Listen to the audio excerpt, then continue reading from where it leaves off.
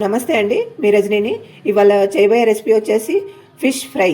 Deep fry కాకుండా fish fry అండి. ఉల్లిగడ్డలు కాల్చిన ఫిష్ ఫ్రైకి సంబంధించిన ఇంగ్రీడియంట్స్ అండి. ఎల్లిగడ్డ, ధనియాలు, ఇవి ఉల్లిగడ్డలు కాల్చుకున్న ఉల్లిగడ్డలు అండి.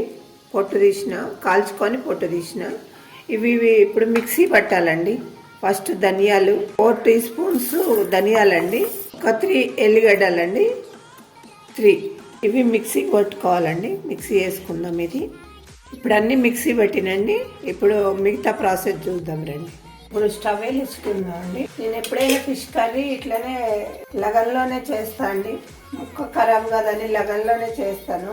ఆయిల్ వేద్దామండి. ఈ స్పూన్తోని 3 స్పూన్ల ఆయిల్ వేసినండి.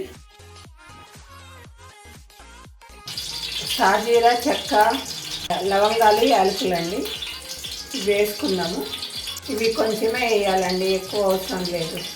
కొంచెం 1/2 స్పూన్ అల్లం వేస్తున్నా అండి. 1/2 స్పూను పసుపు వేస్తున్నా.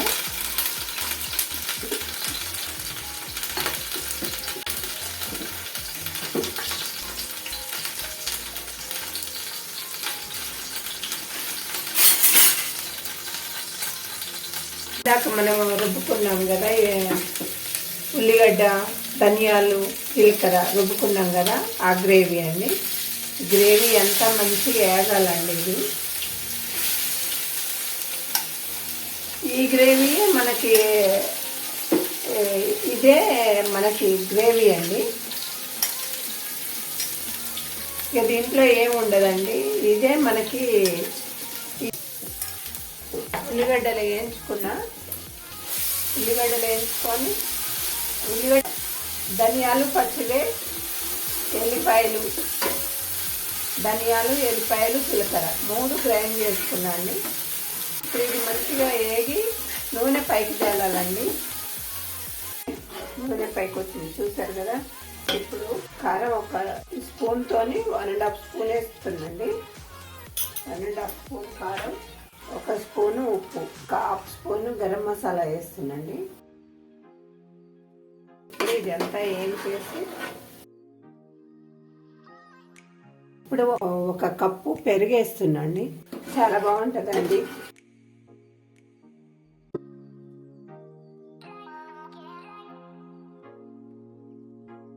ఇది కూడా నూనె తేలాలండి. నూనె తేలిన తర్వాత చేపలు వేసుకోవాలి. చూసారు కదా, నూనె తేలింది, దగ్గరికి అయింది. ఇప్పుడు ఒక చెక్క నిమ్మరసం వేసుకుందామండి. ఒకటే చెక్క నిమ్మరసం వేసి ఫిష్ వేసుకుందామండి. ఇప్పుడు కొరపోయినది నేను లగన్ ఇందుకే పెట్టుకుంటా అండి. ఇగో ఇట్లా పెట్టేస్తే ఆరాంగా తునిగిపోకుండా ఉంటాయండి. అందుకే నేను లగన్ పెట్టేస్తా. ఫిష్ వేసినాక సిమ్లో పెట్టాలి. ఉడకనిద్దామండి కొంచెం సేపు. ఇప్పుడు తిప్పుదామండి. ఈ ఫిష్ని చిన్నగా ఇంకో సైడ్ తిప్పుదాము. మీ రెసిపీ అట్లానే చెప్తారని అనుకుంటారు, కానీ ఒకసారి చేసుకొని చూడండి ఫ్రెండ్స్. మీరు కూడా ఇది గ్రేవీ లాంటి ఫ్రై, డీప్ ఫ్రై కాదండి.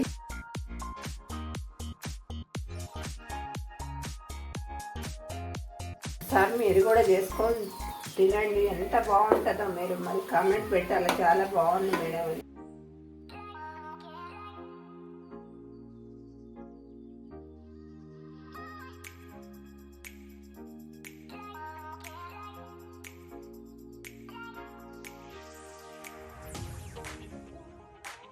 కొత్తిమీర వేద్దాం ఫ్రెండ్స్. కొత్తిమీర వేస్తున్నాను. చాలా బాగుంటుంది, ట్రై చేయండి.